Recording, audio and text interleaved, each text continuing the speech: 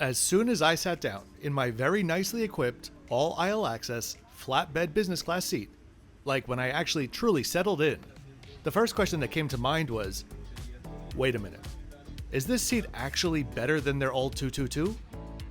Everyone always wants a modern all aisle access flatbed, for the record, myself included.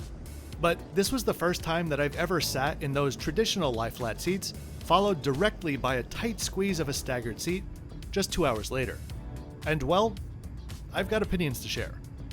By the way, the price that I paid for this and every flight that I take is always in the description. Let me welcome any of you that might be new to the channel. My name is Kevin. I'm here to give you a self-funded and honest look at some of the best, and some of the not so best, airlines and hotels in the world, which I've been bringing to you full-time for the past 4 years. Check out my hundreds of videos, scan the QR code, or click the link in the description to learn more about how I do things. Let's get into the trip report.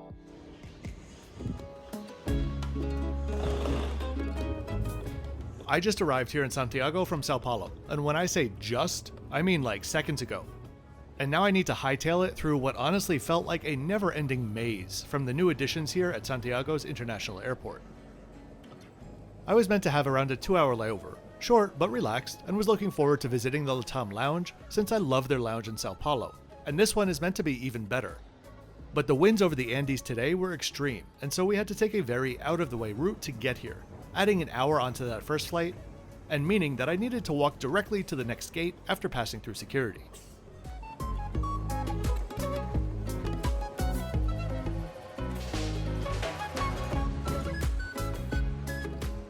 As I arrived, they were already pre-boarding, so I was glad that I decided to come straight here. Tonight we'd be hitching a ride on a 7-year-old 787-9, of which LATAM Group has 27, with 19 more on the way, plus their 10 787-8s. This flight was originally sold showing the older configuration 222 seating, as you saw in my last video, but around a week prior to the flight, the seating was updated to the newer layout. I should mention that while today's layout is a very modern seat, LATAM has also revealed a third layout featuring seats with doors, which they began installing recently, I believe to eventually replace both of these existing layouts. Like I said, multinational airlines with fleets spread out over 5 countries can get a bit complicated at times. Stepping on board, I was warmly greeted and quickly found one of my favorite cabin designs flying these days. I had previously reviewed this product, and I use air quotes around this product, because on their 777s, especially in the bulkheads, the layout is wildly more spacious. On board our 787 tonight, all of the finishes that I really loved from the 777 are the same here. From the really satisfying squishy interior of the shell, to the red leather accents, and even what I swear is real stone on the side tables. It's one of the classiest cabins that you're going to find.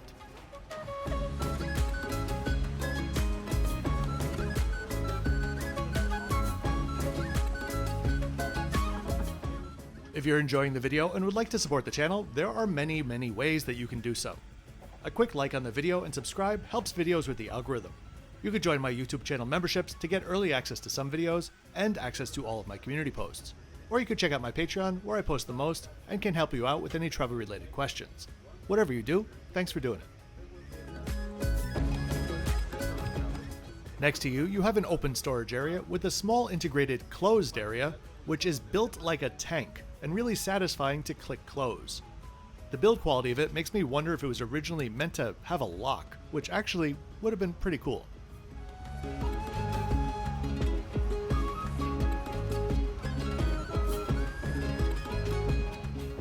The seat itself, though, is quite narrow, as is the aisle to access the window side seats. Generally, tight as it may be, I can fit my size 12 foot in this space, but that was not happening today. Same as my previous flight, no pre-departure drinks were served, but there were bottles of water at each seat. The foot cubby is pretty shallow, but tall, and doesn't have space under it to stow anything. To get fully situated, you're gonna need to MacGyver it a bit in this seat. Controls, remotes, and outlets are thoughtfully laid out and easy to use and access. About what I was saying in the intro. Of course, it is wonderful to have your own private space and have your own aisle access, and I've sat in this style of staggered lie flat seat more times than I can count. Some of those times on other airlines on 787s. But here they were clearly trying to pack the seats in as tightly as possible. I'm 6 foot tall or 181 centimeters, and while seated, it was one of those cases where both of my knees were touching parts of the seat and the monitor just felt needlessly close. I checked the seat maps of ANA and EVA Air, who both use similar staggered seats on their 787s, both of which, especially EVA, felt extremely roomy, and they all looked to be fitting the same amount of seats into that same space. So, I honestly am not really sure what's going on here. Anyway, it's less a complaint and more just an open question about the pros and cons of certain 222 seats versus all aisle access seats. The safety video began and we pushed back.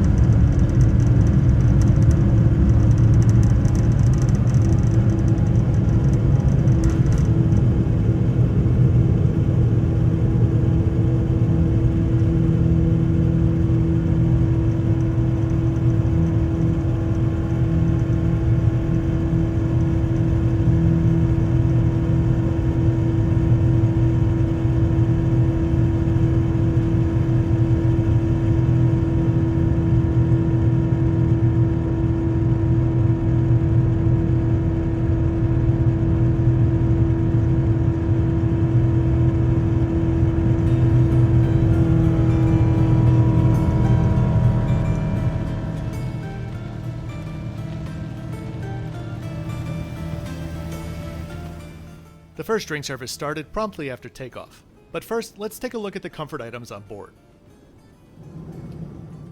First up, love a really good quality and cushy pair of slippers. That along with a great pillow are investments I wish more airlines would make. To me, they can really make a good flight great. Luckily, LATAM got the message, and the pillow was fantastic in size and fluff. Nearly as good as Iberia's, but not quite there.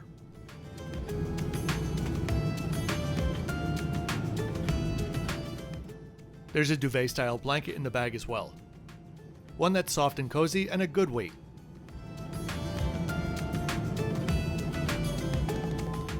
Finally, there's also a mattress pad, which I'll show you in action in a little while. But for now, another creative storage solution. The drink cart came down the aisle, and I had a glass of Sauvignon Blanc, along with a sad bowl of cold and somewhat stale nuts. Here's a look at the full menu. Prior to takeoff, orders were taken, and I went for the special dish of the day, part of the Flavors That Transport series of locally inspired dishes created by locally renowned chefs. A type of program that I love to see on board any airline. I will blindly order whatever they recommend. Unfortunately, when I did order it, it had already sold out, so I went with the beef. Luckily, shortly after takeoff, my very friendly member of crew came by and let me know that she found one for me, and it turned out to be the highlight of the flight. The full meal is served all at once, which is standard for LATAM. For the starter, there was thinly sliced Chilean abalone with lemon and potato salad and a green salad. The main dish, which to their credit looked incredibly similar to the photo on the menu, was smoked pork tenderloin with smashed chancado potatoes with paprika oil, caramelized apples, and plums. Give me pork and apples together and I'm there for it all day, and this was no exception. Overall, I'd say the dish was lighter in flavor than I was expecting, but was still a delight to eat. That was finished off with a dulce de leche mousse with chocolate ganache and brownie chunks, which was perfectly indulgent and a great finish to the meal. Overall, the full meal gets a 9 out of 10. I know some don't like full tray services, but for a late departure like this, I thought it was a good way to go. My tray, in the last row, was clear just an hour and 25 minutes after takeoff, leaving plenty of time to sleep on this 10-hour flight.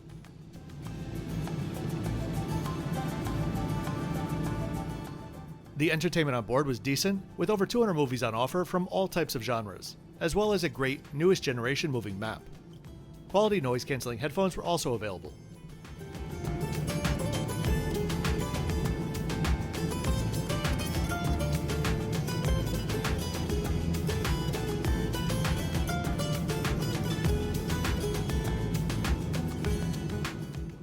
Here's the bed in full flat mode. It's a bit of a tight squeeze around the knees, but it gets the job done. At least that foot cubby is tall enough to not restrict you in that direction. That said, this is not a seat that I can comfortably sleep in as a flatbed, as I'm not part of the mummy sleeping crowd. The sleeping pad was thin, but a nice quality squishy foam, which even while sitting up made for a much more comfortable surface.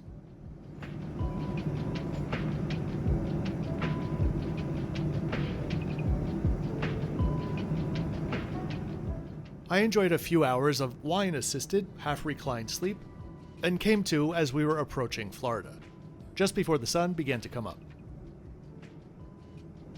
Let's take a look at the amenity kit and get ready for the breakfast service.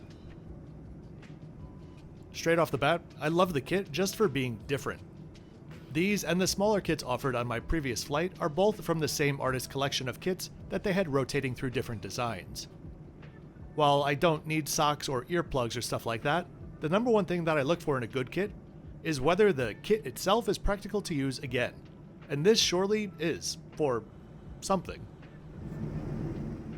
Bathrooms on board were sparse but kept mostly clean throughout the flight. The cabin was woken up around 85 minutes prior to landing, and I was served around 15 minutes later. A much appreciated, efficient service again. LATAM really understands what's important on these overnight flights that often stay in the same time zone. There's no need for jet lag if you can just get some decent sleep, and LATAM's service flow allows for that. For breakfast, there was a choice of scrambled eggs, a ham and cheese selection, or crepes with dulce de leche and strawberries. Now, crepes or pancakes are something that I never order unless necessary for breakfast on a flight, but also I have a rule which requires me to order anything that ever has dulce de leche, a rule that I adopted many years ago during my time in Argentina. Well, today that rule became a mistake. The dulce de leche, it can do no harm. It was good, even the overheated, nearly burnt part. But the crepes themselves turned into a globule of sticky hot dough as the individual layers fused together. I also had some yogurt, a small fruit plate, and a third of a muffin. Are we rationing muffins now?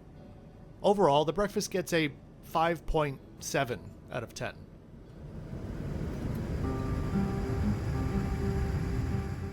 Service on board was exactly what I would want on an overnight flight. Friendly and efficient during meal service, and hiding in between them for all I care. I also appreciate that they never lock the dimmers on the windows.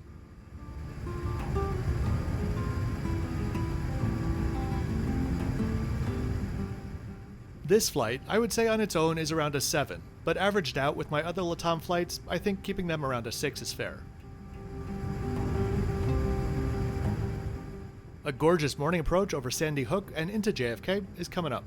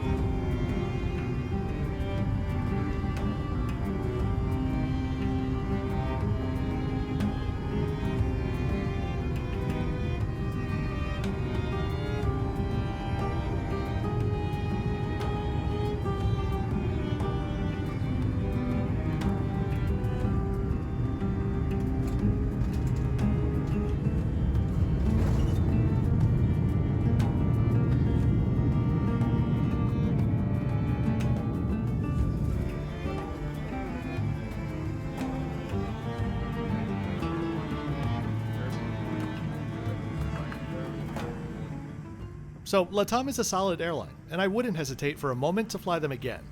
Though I would be on the lookout for their new seats, or at least their 777s, which were vastly more comfortable.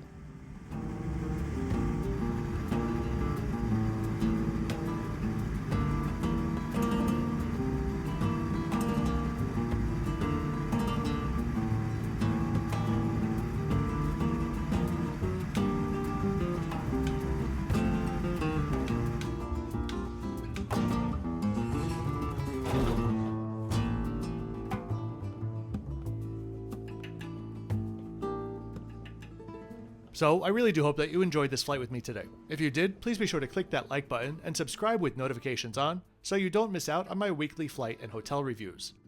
I'll see you next time for something a little bit different because there was one video that I really just didn't want to publish, so you're gonna have to wait and see.